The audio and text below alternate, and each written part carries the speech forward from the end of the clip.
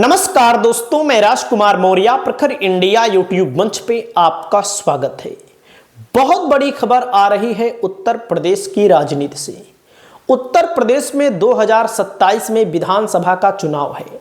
2027 के विधानसभा चुनाव के लिए समाजवादी पार्टी ने अपनी तैयारी तेज कर दी है, क्योंकि समाजवादी पार्टी को अब उम्मीद है कि लोकसभा चुनाव में जो उसका प्रदर्शन रहा उसी प्रदर्शन के आधार पर 27 में सरकार बनाने को लेकर, वहीं पर भारतीय जनता पार्टी वर्तमान समय में सरकार में है और उसको खतरा बढ़ चुका है।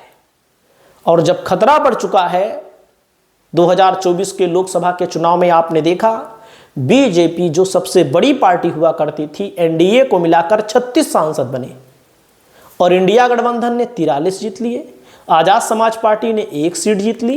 तो बीजेपी जिस उत्तर प्रदेश की बदौलत केंद्र में एक पूर्ण बहुमत की सरकार बना लेती थी, वर्तमान समय में सरकार तो चल रही है, मोदी जी प्रधानमंत्री हैं, उनको लेकर कोई खतरा नहीं है, लेकिन कहीं ना कहीं पूर्ण बहुमत की सरकार तो नहीं है। अब अपने संगठन को सुधारने का काम कर रही है भारतीय जनता पार्टी।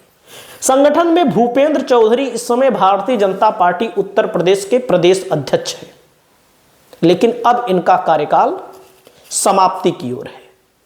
अब जब समाप्ति की ओर है तो नए प्रदेश अध्यक्ष के तौर पर किसको कुर्सी मिल सकती है, किसको जगह मिल सकती है।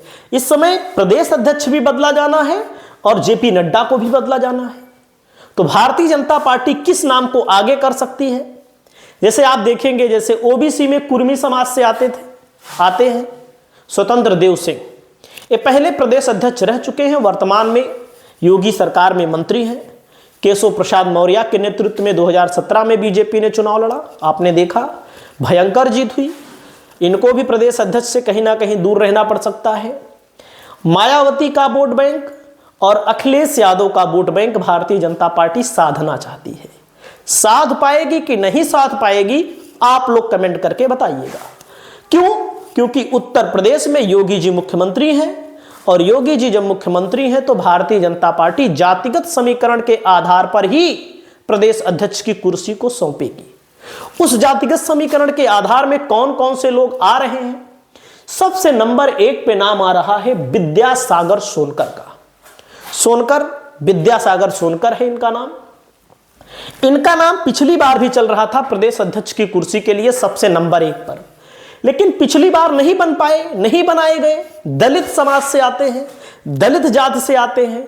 और मैं बता दूं भैया, बहुत सारे लोग बीजेपी के समर्थक वीडियो देखेंगे, कहेंगे कि भाजपा राष्ट्रवादी पार्टी है, जातिवादी पार्टी नहीं है।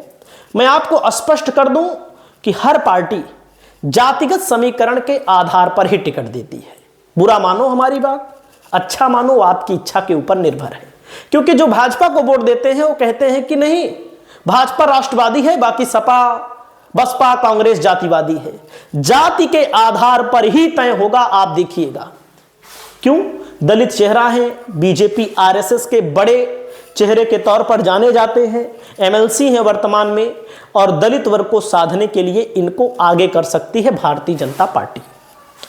अगला नाम आता है, इनका नाम है बीएल वर्मा। लोध जाति से आते हैं, बदायूं जिले के रहने वाले हैं और इसी जाति से कल्याण सिंह पूर्व मुख्यमंत्री भी आते थे, जो अब इस दुनिया में नहीं है।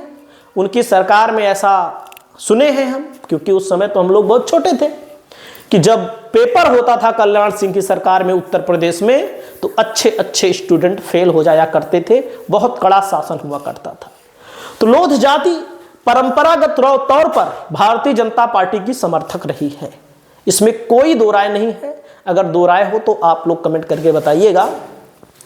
और मैं आपको बता दूं, मोदी सरकार में मंत्रिमंडल में शामिल किए गए हैं, आरएसएस से आते हैं, तो इनके नाम की चर्चा है। इनको भी प्रदेश अध्यक्ष के तौर पर हो सकता है, बनना एक ही को है, लेकिन इन लोगों का नाम चल रहा है। अगला नाम आता है धर्मपाल सिंह का। बहुत ही कद्दावर नेता हैं, 5 बार के विधायक हैं, आंवला सीट से, बरेली की आंवला सीट से कैबिनेट मंत्री हैं योगी की सरकार में, कल्याण सिंह की सरकार में, राजनाथ सिंह की सरकार में, सब सरकार में मंत्री रह चुके हैं। इनके नाम की भी चर्चा बड़ी तेजी से है। और वहीं पर दोस्तों मैं आपको बताना चाहता हूं, अगला नंबर आता है हरीश द्विवेदी का। ब्राह्मण चेहरा है, सांसद रह चुके हैं, अभी सांसद थे, पूर्व सांसद हैं। इनका नाम भी बहुत तेजी के साथ चल रहा है।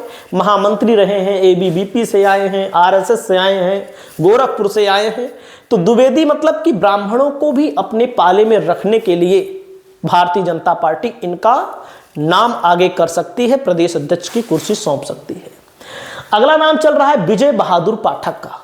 ब्राह्मण ये भी है। जब ब्राह्मण है तो ये इस समय भारतीय जनता पार्टी के प्रदेश उपाध्यक्ष हैं, विधान परिषद के सदस्य हैं, यानी कि एमएलसी हैं। इनके नाम की भी चर्चा इस समय चल रही है। प्रदेश अध्यक्ष को लेकर के भारतीय जनता पार्टी इनका नाम आगे कर सकती है। वहीं पर अगला नाम चल रहा है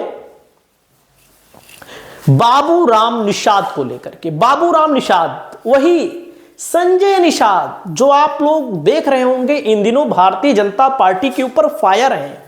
उन्होंने पूरा मूड बना लिया है कि भारतीय जनता पार्टी को आरक्षण पर डट गए हैं, आरक्षण चाहिए। हालांकि भाजपा किसको किसको आरक्षण देगी, आरक्षण के नाम से भाजपा के साथ गए थे, लेकिन भाजपा को भी लग गया है कि ये सब दगे हुए कारतूस हैं। क्यों? क्योंकि भारतीय जनता पार्टी जो है, भारतीय जनता पार्टी ने इनके बेटे को टिकट दिया, ओम प्रकाश राजभर के बेटे को टिकट दिया, अनुप्रिया पटेल कैसे भी जीत पाई चुनाव। भाजपा को भी लग गया ये लोग हमारे वोट से जीतते हैं, इनका वोट ट्रांसफर नहीं हो पाता, क्योंकि समाजवादी पार्टी ने टिकट दिया अपने रामभुआल निषाद को। आपने देखा रामभुआल निषाद सुल्तानपुर से जीत गए, लक्ष्मीकांत पप्पू निषाद चुनाव जीत गए, एक बिंद वही भाजपा से जीते हैं। वो भाजपा के वोट के बदौलत सपा के टिकट गलत देने के कारण जीते हैं बिंद साहब। क्यों? समाजवादी पार्टी जब बिंद के खिलाफ ब्राह्मण लड़ाएगी तो कहा जाता है कि भाई सपा को जहां से वो ब्राह्मण भी लड़ा देती है वहां पर वोट मिलता भी है तो नाम मात्र का मिलता है। तो दगे हुए कारतूसों को भारतीय जनता पार्टी अब अपनी पार्टी से थोड़ा दूर कर रही है, और इसकी आबादी 4.5% के करीब उत्तर प्रदेश में है। तो आप समझ सकते हैं कि भारतीय जनता पार्टी बड़े गेम की तैयारी कर रही है, क्योंकि उत्तर प्रदेश में अखिलेश यादव में अपनी एक शक्ति है, अपना एक वोट बैंक है। जैसे बहुत सारे लोग आपको मिल जाएंगे, हमारी वीडियो भाजपा वाले भी देखेंगे, कहेंगे तुमको क्या मालूम, योगी जी को कोई हरा नहीं सकता। मेरे भाई, योगी जी जब से उत्तर प्रदेश के मुख्यमंत्री बने हैं तब से भारतीय जनता पार्टी की सीट ही नहीं बढ़ी है, और बढ़ी हो तो कमेंट करके बताइए।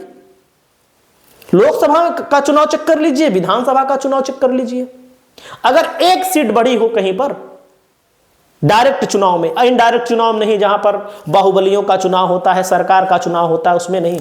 हम पूछ रहे हैं कि विधानसभा और लोकसभा के चुनाव में कब सीट बढ़ी है, कमेंट करिएगा। तो चुनाव 2027 का बहुत दिलचस्प होगा। अब देखते हैं भाजपा किसको बनाती है। आपकी जो राय है आप अपनी राय को बताइए। नमस्कार।